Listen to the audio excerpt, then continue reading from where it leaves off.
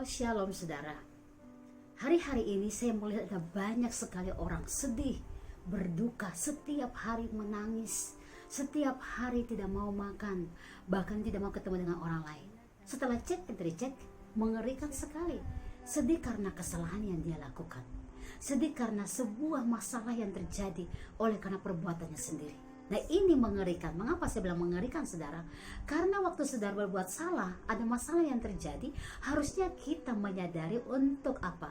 Datang minta ampun sama Tuhan dan memohon pertolongannya sama kita. Kita harusnya datang sama Tuhan dan bilang, Tuhan ampuni saya, supaya roh kita itu kembali bangkit dan kita menjadi orang yang benar-benar mengenal Tuhan, karena kita tahu kita pernah berbuat salah dan kita mau kembali sama Tuhan. Nah, tetapi kalau saudara sedih oleh karena masalah persoalan yang saudara buat sendiri dan akhirnya saudara mengurungkan diri, ini nanti akhirnya iblis mengambil kesempatan untuk menghancurkan saudara. Karena dalam Yohanes pasal 10 ayat yang ke-10 bagian A dikatakan, pencuri datang hanya untuk mencuri, ya, membunuh dan membinasakan. Apa yang iblis lakukan? Dia lakukan adalah saat dia melihat engkau sudah mengalami tekanan intimidasi, dia mencuri jam-jam saudara untuk ingat kepada Tuhan, sehingga saudara lebih mengingat masalah persoalan itu.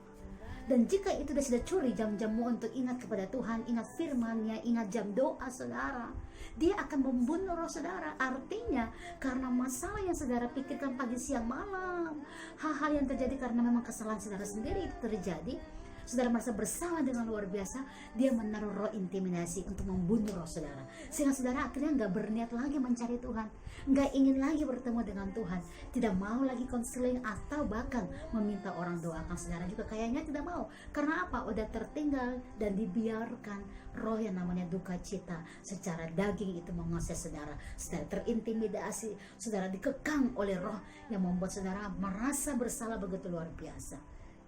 Dan jika itu sudah terjadi, roh saudara sudah dibunuh oleh dia, untuk ingat hal-hal yang indah tentang Yesus, ya, rohmu sudah dimatikan, maka yang terjadi adalah yang ketiga tadi, dia akan membinasakan saudara. Tetapi dalam Yohanes 10 juga ayat yang ke-10 bagian B ada berita baiknya, ya, bahwa Yesus datang memberikan kita hidup dan dalam segala kelimpahan. Nah, hidup yang seperti apa? Kelimpahan yang seperti apa? Ini yang saya ingin katakan. Boleh nggak orang berduka? Ya boleh dong. Ya, saudara, keluarga kita sedang mungkin sakit atau bahkan maaf kata dipanggil Tuhan, ya kita berduka secara manusia itu hal biasa. Tapi kita cepat sekali bisa mengatur kondisi kehidupan roh kita dan jiwa kita supaya tidak terpuruk begitu lama. Kenapa kita tidak mau membiarkan iblis mengambil kesempatan karena ada celah? Nah, tetapi kalau berduka karena kesalahan kita sendiri, nah ini yang jadi bahaya persoalannya, saudara. Kenapa? Karena kita membiarkan roh intimidasi itu menguasai kita. Tadi pekerjaan iblis adalah mencuri apa yang baik daripadamu, dia membunuh rohmu untuk melihat dan mencari kehendak Bapa, dan akhirnya yang terjadi adalah yang ketiga, dia membinasakan saudara. Tapi sekali lagi kabar baik yang saya katakan tadi, Yesus datang memberikan saudara hidup dalam segala kelimpahan. Hidup ini yang perlu kita dapatkan, kelimpahan ini yang perlu kita ambil. Apa saudara? Nah, di dalam firman Tuhan ada satu kebenaran yang perlu kita belajar hari ini sama-sama, bahwa Tuhan ingin saudara dan saya melihat betapa besarnya kasih pengampunan Tuhan buat kita, dan kita perlu mengambil itu sebagai bukti Tuhan ada buat kita. Tuhan mengasihi kita, Tuhan mengampuni kita. Di dalam 2 Korintus 7, saudara punya Alkitab, saya akan buka bersama dengan saya. 2 Korintus 7 ayat yang ke-9 dan 10. Kita akan bacakan ayat ini bersama-sama saudara. Haleluya. 2 Korintus 7 ayat 9 dan 10. Namun sekarang aku bersuka cita, bukan karena kamu telah berduka cita, melainkan karena duka citamu membuat kamu bertobat. Sebab duka citamu itu adalah menurut kehendak Allah, sehingga kamu sedikit pun tidak dirugikan oleh karena kami. Ayat yang ke-10. Sebab duka cita menurut kehendak Allah menghasilkan pertobatan yang membawa keselamatan dan yang tidak akan disesalkan. Tetapi duka cita yang dari dunia ini menghasilkan kematian. Itu yang saya katakan di awal tadi. Kalau saudara berduka cita oleh karena masalah sendiri, perbuatan sendiri, saudara dipenjarakan karena masalah kesalahan saudara sendiri, saudara dipukul orang, ini kan sebenarnya duka cita manusia, dagingmu, karena kehendakmu sendiri. Kita perlu bertobat. dan kembali ke jalan Tuhan.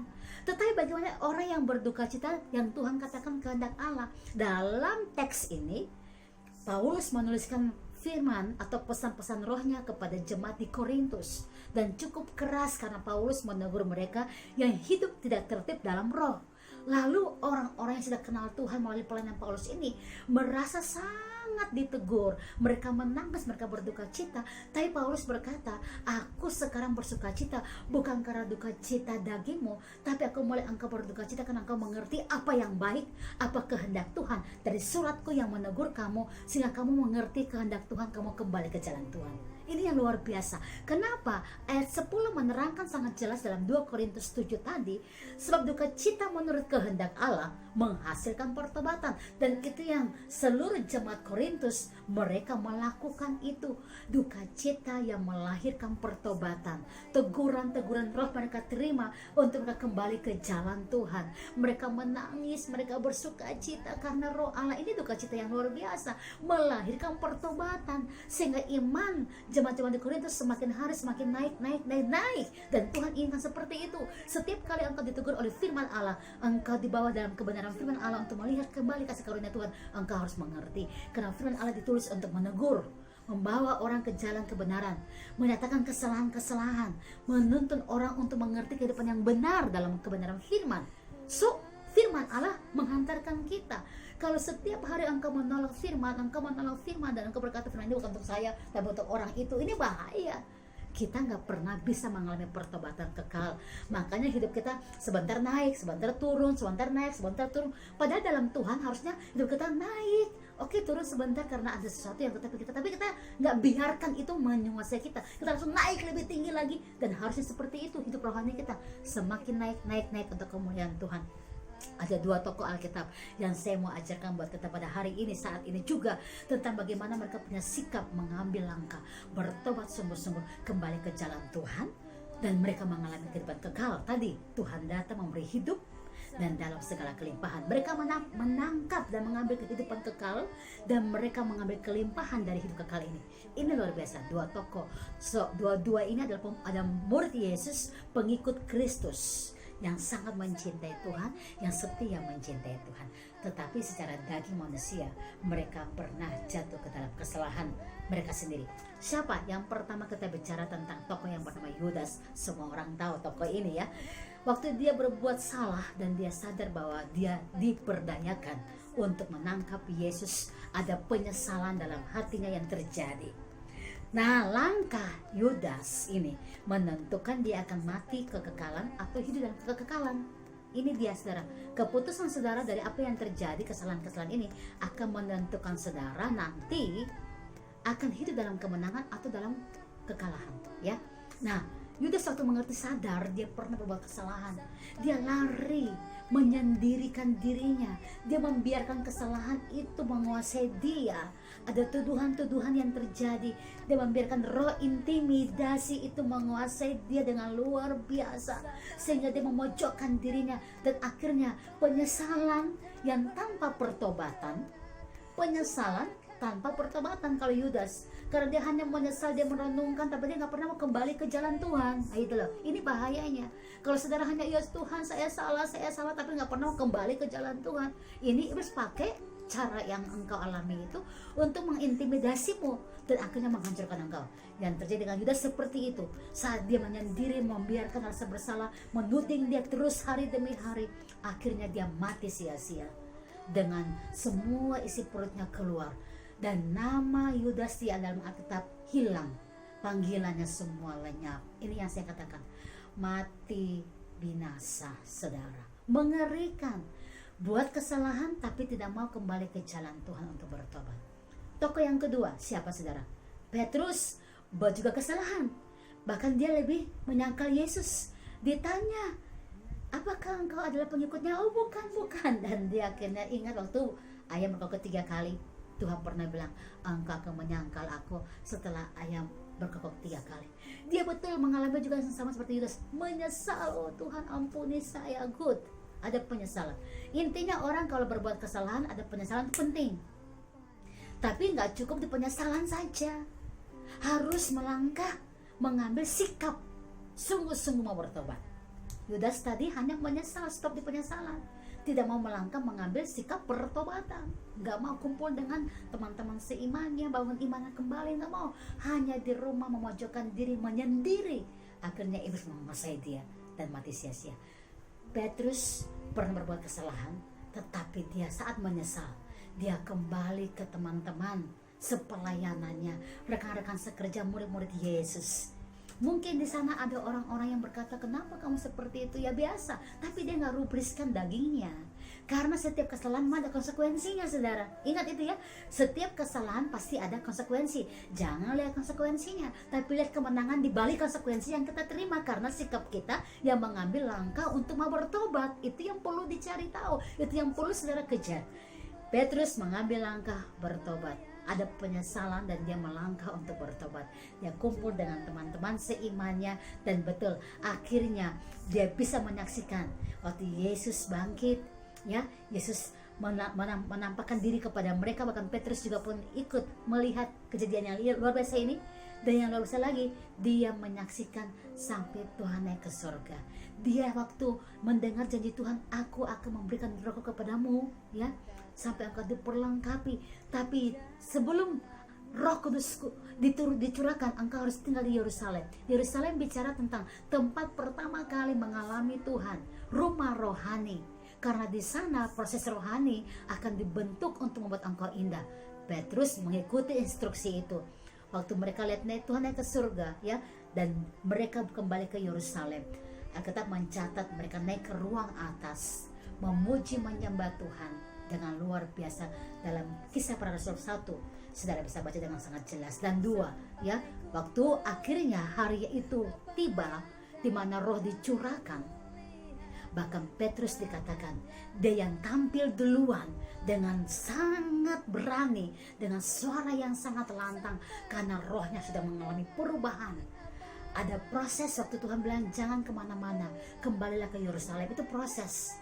Ada sebuah harga bayar untuk mendisiplinkan hidup roh. Petrus nggak kemana-mana, dia mau mengalami janji Tuhan. Dia tinggal di rumah rohani, mengalami hidup pertobatan roh, dan dia menunggu waktunya itu. Dan betul, saat dia dipenuhi oleh roh Allah, Alkitab mencatat dia tampil dengan berani dan menceritakan tentang kejadian yang dia alami bersama dengan Tuhan saat Tuhan masih dalam dunia.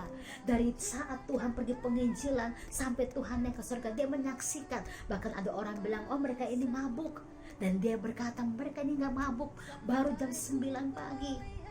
Tidak ada yang mabuk, tapi inilah pekerjaan roh. Dia menyaksikan tentang perbuatan roh. Saudara lihat ini, kalau roh sudah dipulihkan, ya, pertobatan yang sungguh-sungguh terjadi, roh dipulihkan. Dan kalau roh dipulihkan, yang keluar dari mulut hanya kesaksian tentang perbuatan Tuhan yang besar. Dan kalau engkau baca dalam Kisah Para Rasul 1 dan 2, itu hebat sekali. Petrus ditonjolkan oleh roh, artinya dia diangkat, dia dipromosikan oleh Tuhan. Bahkan Alkitab mencatat sekali dia berkhotbah, 3.000 orang bertobat. Sebelumnya belum pernah, saudara. Jadi artinya saya ingin katakan semua orang pernah berbuat kesalahan, bukan semua pernah berbuat salah. Tetapi yang menjadi pertanyaan adalah apakah kita mau bertobat dari kesalahan kita atau tidak. Yang berikut, setelah bertobat kita harus mengambil langkah mendisiplinkan hidup rohani kita. Tekun, baca firman, berdoa, menyembah, bangun hidup roh. Nah, Petrus waktu mengalami yang namanya pernah berbuat kesalahan yang sangat fatal, menyangkal Yesus, penyangkalan ya saudara, ya. Dan kita berkata sampai menyangkal aku di depan manusia, aku akan menyangkal dia juga. Tapi dia mencari Tuhan, dia menangis, dia bertobat, dia berusaha bow down, menaruh seluruh hidupnya, bertobat sungguh-sungguh. Dan yang terjadi, Tuhan memuliakan dia sebaliknya. Bukan Tuhan menolak dia, Tuhan menerima dia karena dia datang sama Tuhan minta ampun, berkumpul dengan teman-teman seimannya, membangun rohnya, dan Tuhan pakai dia dengan luar biasa. Ada berkat double porsi buat Paulus, buat Petrus, karena Petrus mengalami pertobatan. Dan kalau kita baca dalam firman Tuhan tentang Paulus juga yang tulis dalam Korintus tadi, ini dia sedang mengajarkan murid-murid Yesus yang lain, jemaat-jemaat Tuhan yang lain, bahwa hidup pertobatan itu penting. Nggak cukup hanya menyesal tapi nggak pernah mau bertobat, ya. Penyesalan yang kemudian dilangkahkan dengan bertobat, dan sungguh-sungguh ada proses pertobatan engkau alami, maka engkau akan melihat berkat double porsi pun terjadi buat saudara. Engkau akan dipenuhi dengan rohnya dengan luar biasa.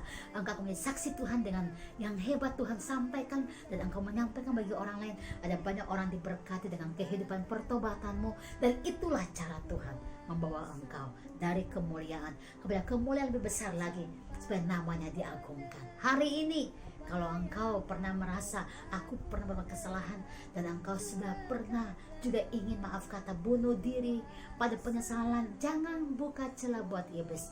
Karena pekerjaan iblis tadi saya katakan, dia mencuri apa yang baik darimu, dia akan menghancurkan rohmu, ya, dia membunuh rohmu. Jika apa yang didapatkan di awal dia sudah mencuri, engkau membiarkan dia mencuri jam-jam rohmu, jam doa, jam penyembahanmu, dia curi, maka dia akan mematikan rohmu.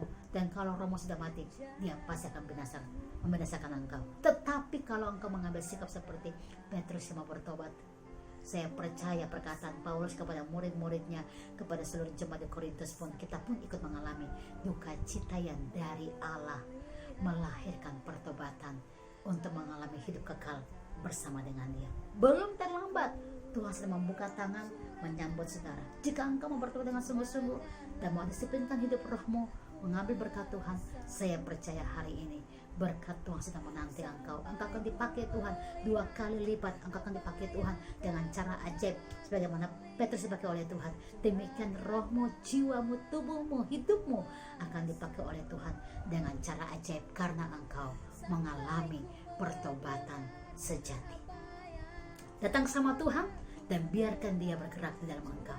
Mari kita berdoa. Hamba berdoa bagi setiap orang yang mendengar channel ini. Biarlah kami semua mengalami pertobatan kekal. Kami hidup dalam panggilan roh. Mari bakar kami dengan api rohmu. Buat kami kembali ke jalan Tuhan. Kami tolak setiap roh duka cita, roh intimidasi, roh yang menekan kami dengan kesalahan-kesalahan itu. Kami lepaskan dalam nama Yesus. Kami lari mencari Tuhan, dan kami menerima pengampunanmu. Kami hidup dibaharui, dan roh kami dipulihkan. Kami mengalami kemenangan di dalam Tuhan. Diberkatilah kami yang datang di dalam nama Tuhan Yesus. Haleluya. Amin. God bless you all. Tuhan memberkati saudara. Haleluya. Amin.